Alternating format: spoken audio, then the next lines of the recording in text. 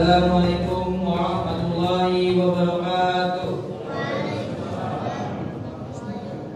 Alhamdulillahirabbil alamin. Assalatu wassalamu ala nabiyyina Muhammad sallallahu alaihi wasallam wa ala ali Muhammad, amma ba'du. Jamaah Masjid Al-Amanah yang dimuliakan Allah Subhanahu wa taala. Pertama-tama marilah kita panjatkan puji dan syukur atas kehadirat Allah Subhanahu wa taala dan telah memberikan nikmat iman dan Islam kepada kita semua. Salawat dan salam semoga senantiasa tercurah kepada Nabi Muhammad SAW, serta keluarga, sahabatnya, umatnya, dan termasuk kita semua hingga yaumil qiyamah. Hadirin jamaah salat Isya dan tarawih yang dimuliakan Allah Subhanahu wa taala. Ada beberapa pengumuman yang akan disampaikan. Yang pertama adalah laporan kas harian Masjid Al-Amanah. Pemasukan Ahmadiyah Malu sejumlah Rp810.000 serta pengeluaran sebesar Rp400.000. Jadi saldo kas harian Ramadan sampai malam ini sebesar Rp6.343.100. Ada pengumuman khairan katsiran. Pada malam hari ini ceramah tarawih akan disampaikan oleh Ustaz Asbiyallah Husain dan salat tarawih akan dipimpin oleh Ustaz Asbiyallah Husain. Kami mengimbau kepada para jamaah untuk menjaga kerapatan dan kerapian saf selama salat tarawih, serta kami mohon untuk mengawasi putra-putrinya agar tetap tenang sehingga tidak mengganggu kehusyuan salat kita. Demikian pengumuman ini kami sampaikan. Kurang lebihnya mohon dimaafkan. Kepada Ustaz Asbiyallah, waktu dan tempat dipersilakan. Wassalamualaikum warahmatullahi wabarakatuh.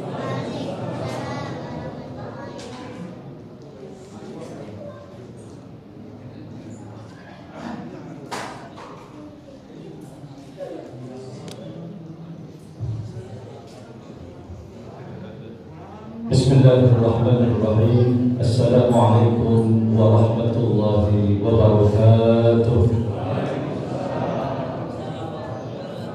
Alhamdulillahilladzi waqafa wassalatu wassalamu ala sayyidina Muhammadin Mustafa wa ala alihi wa sahbihi ahli sidqi wal wafa. Ashhadu an la ilaha illallah wahdahu la syarika lah wa ashhadu anna sayyidana Muhammadan abduhu wa rasuluhu la nabiyya ba'dah. Allahumma fassalli wa sallim wa barik alaihi wa ala alihi wa sahbihi ajma'in, amma ba'du. Hadirin dan hadirat yang dimuliakan Allah Subhanahu wa taala, alhamdulillah, tak henti-hentinya kita selalu panjatkan puji dan puji syukur kepada Allah Subhanahu wa taala karena rasa syukur yang kita luapkan dari iman yang sangat baik ini tak lain adalah selalu menunjukkan ketakwaan dan ibadah kepada Allah Subhanahu wa taala. Tidak ada rasa syukur yang terbaik yang bisa kita tunjukkan di hadapan Allah selain kita meningkatkan kualitas ibadah kita. Karena selama ini mungkin kita hanya berpikir untuk meningkatkan kualitas dunia kita. Kita ingin meningkatkan kualitas ekonomi kita, kualitas pemasukan kita, urusan dunia. Tapi pada saat ini di bulan suci Ramadan adalah waktu yang paling tepat kita untuk bersyukur kepada Allah dengan meningkatkan kualitas ibadah kita kepada Allah Subhanahu wa taala. Kita persembahkan kepada Allah ibadah yang terbaik. Sampai-sampai yang tadinya nggak biasa sholat sunnah banyak ya. Biasa-biasanya kita sholat sunnah 2 rakaat. Kalau malam tarawih kita sholat sunnahnya banyak ini Pak. 8 rakaat plus witir 3 rakaat jadi 11 rakaat. Banyak apa tidak ya? Banyak kan? Tapi dibandingkan dengan penduduk Makkah Madinah kita masih sedikit Pak. Di sana itu 20 plus 3 berapa? 23 rakaat. Makkah 23 rakaat, Madinah 23 rakaat, ditambah surahnya itu 20 rakaat itu adalah 1 juz. 20 rakaat 1 juz. Alhamdulillah kita di sini 8 rakaat berapa juz Pak? Ya, 2 lembar ya saja. 2 lembar. Katanya kalau panjang-panjang lama-lama jamaahnya cari masjid yang bacaannya pendek-pendek gitu. Ya. Ini fenomena yang cukup menarik di bulan Ramadan, hampir setiap tahun kita temukan. Maka ini kita harus merubah mindset kita bahwa dalam beribadah itu harus didasari dengan ilmu. Ilmu itu menjadi sangat penting karena Allah Subhanahu wa taala menekankan kepada baginda Rasulullah sallallahu alaihi wasallam dalam Al-Qur'an yang berbunyi fa'lam annahu la ilaha illallah wastaghfir lidzambika walil mu'minina wal mu'minat. Di situ ada kata fa'lam. Kata ya'lam itu diambil dari ilmu. Berilmulah kamu wahai Muhammad. Ketahuilah olehmu wahai Muhammad. Milikilah olehmu ilmu wahai Muhammad tentang apa? Tentang kalimat tauhid la ilaha illallah. Selama ini kita menjadikan kalimat tauhid itu berbunyi syahadah la ilaha illallah Muhammadur Rasulullah. Sudahkah kita tahu ilmu tentang tauhid? Sudahkah kita tahu ilmu tentang akidah? Nah, ini membutuhkan belajar. Sebab orang yang tidak tahu tentang ilmu akidahnya, ilmu tauhidnya, jangan-jangan nanti ilmu tauhidnya ini kurang kuat sehingga mudah digoyah, mudah diombang-ambing, mudah menjadi lemah ketika mendapatkan ujian dan cobaan dari Allah Subhanahu wa taala. Maka ini adalah satu perintah dari Allah kepada Rasulullah, dan kita adalah umat Nabi Muhammad, bahwa berilmu itu nomor satu sebelum kita mengamalkan hal-hal yang bersifat duniawiyah maupun ukhrawiyah.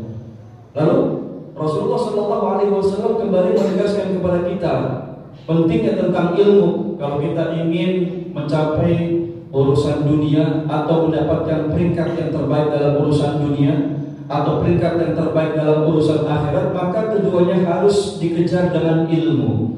Man arada dunya fa'alaihi bil ilmi wa man arada al-akhirah fa'alaihi bil ilmi wa man aradahuma fa'alaihi bil ilmi. Barang siapa yang menginginkan dunia harus dengan ilmu. Yang mau jadi pengusaha harus dengan ilmu tidak? Harus dengan ilmu. Yang mau jadi pejabat harus dengan ilmu tidak? Harus dengan ilmu. Yang mau jadi guru harus dengan ilmu? Harus dengan ilmu. Mau jadi apapun, profesi apapun di dalam hidup ini harus dengan ilmu. Itu dalam urusan dunia. Wa man arada al-akhirah fa'alaihi bil ilmi, dan barang siapa yang menghendaki kehidupan akhirat juga harus dengan ilmu. Pengen masuk surga harus tahu ilmunya enggak? Harus tahu ilmunya. Kita pengen ibadah saja, yang paling kecil ibadah sholat kita harus pakai ilmu enggak? Ilmu sholat harus pakai ilmu. Kalau kita tidak tahu tentang ilmunya, apa syarat sah rukunnya, kemudian apa yang membatalkan sholat, bagaimana bacaan-bacaan sholatnya, kira-kira sholat kita dijamin bakal diterima atau tidak? Tidak dijamin diterima oleh Allah Subhanahu wa taala. Makanya kita dianjurkan setelah selesai sholat memperbanyak istighfar supaya ibadah sholat kita makbul diterima di sisi Allah Subhanahu wa taala. Jangan-jangan di antara kita banyak yang belum paham makna-makna dalam bacaan sholat. Dalam doa iftitah misalnya yang kita baca dari umur berapa tahun, usia balik sampai saat ini. Ya, doa iftitah ini ada dua macam ya. Ada Allahumma ba'id baina khotoyaya kama ba'da bainal masyriqi wal maghrib. Ada yang Allahu akbar kabir walhamdulillahi wa subhanallahi wa sallallahu wajhatu wajhihi alladhi fatara samawati wal ardi hanifa muslima wa ma ana minal musyrikin. Inna salati wa nusuki wa mahyaya wa mamati lillahi rabbil alamin. Kira-kira kita tahu enggak bacaan doa kita itu apa artinya? Enggak tahu ya, baca doang ya. Artinya enggak tahu. Berapa umur kita sekarang? Ada yang 70 ada? 70. Wah, kita tanya umur 70 kira-kira tahu enggak bacaan doa kita gitu ya? Atau kita ingin tahu bacaan kita pada waktu duduk di antara dua sujud itu yang artinya adalah terkait dengan doa. Ada 8 permintaan yang kita minta kepada Allah pada saat kita duduk di antara dua sujud. Apa bunyinya itu doanya? Rabbi firli warhamni wajburni warfa'ni warzuqni wahdini wa'afini wa'fu. Kira-kira tahu gak artinya? Bagaimana kita berdoa kepada Allah tapi gak tahu artinya? Rabbi firli artinya ya Allah ampuni aku, warhamni sayangi aku, wajburni apa? Apa wajburni? Diam semuanya nih. Pak, wajburni Pak, artinya apa wajburni Pak? Hah? Tutuplah tutuplah aibku. Tuh, banyak kalau yang ditanya kata wajburni gak ada yang tahu. Kalau walfili tahu, warhamni tahu, apalagi warzuqni paling tahu, ya, berikan aku rizki, ya, wahdini berikan aku petunjuk, wa'afini berikan aku kesehatan, wa'fu'an dan ampuni aku, maafkan aku. Ini penting supaya ibadah sholat kita itu dapat menghasilkan tanha 'anil fahsya'i wal munkar, tercegah dari perbuatan keji dan mungkar. Karena kalau kita sholatnya asal-asalan tanpa punya ilmu sholat, akhirnya sholatnya tidak bisa menghasilkan tanha 'anil fahsya'i wal munkar. Jangan heran kalau banyak orang yang pergi ke masjid bawa sandalnya sandal jepit, pulangnya bawa sandal kulit, ya. Dari rumah bawa sandal lama, pulang dari masjid bawa sandal baru, karena nggak punya ilmu. Sholat hanya sekedar menggugurkan kewajiban, itu baru sholat. Dan bacaan-bacaan sholat begitu banyak. Mau kapan lagi kita mau paham tentang bacaan sholat kita? Kalau umur kita sudah masuk usia senja, apakah kita mau tunda nanti? Kalau sudah sakit-sakitan baru kita paham tentang ilmu sholat? Atau nanti kalau sudah miskin baru kita pelajari tentang ilmu sholat? Atau nanti kalau kita sudah punya rumah yang gede, jadi orang kaya, baru kita ini belajar ilmu sholat? Jangan kita tunda, karena berilmu itu sangat penting sebelum kita beramal. Belum lagi dalam urusan puasa. Kata Rasulullah SAW, banyak umat Islam yang puasa tapi dia tidak mendapatkan apa-apa melainkan hanya lapar dan haus. Kenapa mereka begitu? Karena mereka tidak punya ilmu. Maka Rasulullah bersabda dalam hadisnya, "Kam min shaimin laisa lahu min siyamihi illa al-ju' wal 'atash." Berapa banyak orang yang melaksanakan ibadah puasa tetapi puasanya tidak menghasilkan apa-apa melainkan rasa haus dan lapar saja. Kemudian dijelaskan dalam hadis yang lain, Rasulullah bersabda, "Laisa siyamu minal akli wasyurbi." Yang namanya puasa bukan hanya dari makan dan minum saja, tetapi wa innamas siyamu minal lagwi warrafati. Yang namanya puasa juga harus menjaga diri dari berkata kotor, kemudian dan berkata-kata yang tidak baik. Ini artinya apa?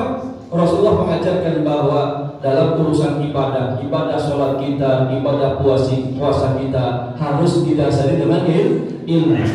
Ada nggak contohnya pada saat Rasulullah SAW masih hidup? Ada. Ketika itu ada seorang anak muda, dia itu datang ke masjid langsung melaksanakan sholat. Selesai dia melaksanakan sholat, kemudian dia ingin berjumpa dengan Rasulullah SAW. Sampai di hadapannya kata Nabi, "Irji' ila sholatika fa innaka lam tusalli." Kamu ulangi sholatmu, kamu itu belum sholat. Akhirnya dia sholat lagi. Kemudian selesai sholat, "Assalamualaikum warahmatullahi wabarakatuh." Balik lagi ketemu Rasulullah, kata Nabi, "Irji' ila sholatika fa innaka lam tusalli." Ulangi sholatmu, kamu belum sholat. Sampai 3 kali. Kemudian Rasulullah memberitahukan kepadanya di mana letak salahnya, bahwa ternyata orang tersebut melaksanakan sholatnya tanpa tumak nina. Tahu tumak nina itu? Tanpa ada jeda, tanpa ada waktu tenang. Kan kalau kita sholat itu ada gerakan-gerakan yang berpindah dari satu gerakan kepada gerakan yang lain, dan di situ ada jeda dari satu perpindahan kepada perpindahan yang lain. Maka itu disebut tumak nina. Misalnya sami Allahu liman hamidah, kita jeda, Allahu Akbar, sujud, kemudian duduk di antara 2 sujud. Ini harus ada waktu tenang sebentar. Itu yang dikatakan tumakninah. Dalam mazhab Imam Syafi'i, tumakninah itu termasuk rukun. Maka barang siapa yang melaksanakan sholat kemudian tidak ada tumakninahnya, maka berarti dia la sholata lahu, dia dianggap tidak sholat. Seperti video viral yang ada, ya, sholat tarawihnya seperti apa itu? Seperti cacing kepanasan. Cepat sekali gerakannya. Allahu Akbar, Allahu Akbar, sallallahu alaihi wasallam. Ini tumakninahnya di mana? Yang seperti itu bahaya kalau dipertontonkan kepada masyarakat awam yang tidak ngerti tentang ilmu sholat. Akhirnya dipraktekkan di rumah bersama anak-anaknya. Ya memang selesai 8 rakaat cuma 5 menit. Alhamdulillah itu. Yang penting sholat ya. Cuma sholatnya diterima apa enggaknya? Wallahu a'lam bishawab. Karena Jika kembalikan kepada mazhab Imam Syafi'i tadi, jika sholat tidak ada tumakninanya, maka dia dianggap tidak sholat. Nah ini penting dalam hidup ini. Kalau kita tidak memiliki ilmu, maka kita akhirnya ibadah-ibadah kita yang kita jalankan tidak mendapatkan pahala di sisi Allah Subhanahu wa taala. Kemudian banyak di antara kita juga dalam melaksanakan ibadah selama Ramadan yang tidak tahu ilmunya. Seperti misalnya kalau sahur, kenapa kita dianjurkan untuk sahur? Tahu nggak fadilah sahur itu apa? Fadilah sahur apa? Keutamaan sahur supaya saya nggak lapar. Fa inna fis sahuri barakah, kata Nabi. Sesungguhnya di dalam sahur itu ada keberkahan. Padahal ternyata bukan keberkahan saja yang kita dapatkan. Kata Nabi dalam hadisnya, tasahharu walau bijur'ati ma'in. Hendaklah kamu sahur walaupun dengan seteguk air.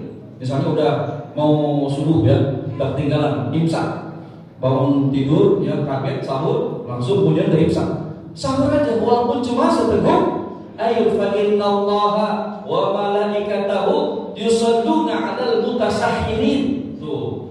Sesungguhnya Allah Subhanahu wa taala dan para malaikatnya itu berselawat mendoakan menurunkan rahmat kepada orang-orang yang sahur. Jadi jangan dianggap remeh sahur itu. Sehingga orang-orang yang tidak tahu ilmunya, nggak sahur kan tadi malam udah makan jam 1 ya. Jam 1 sahurnya. Kalau jam 1 sahurnya itu nanti jam 9 lapar. Ini repotnya, makanya disuruh apa? Sahurnya ditakhirkan.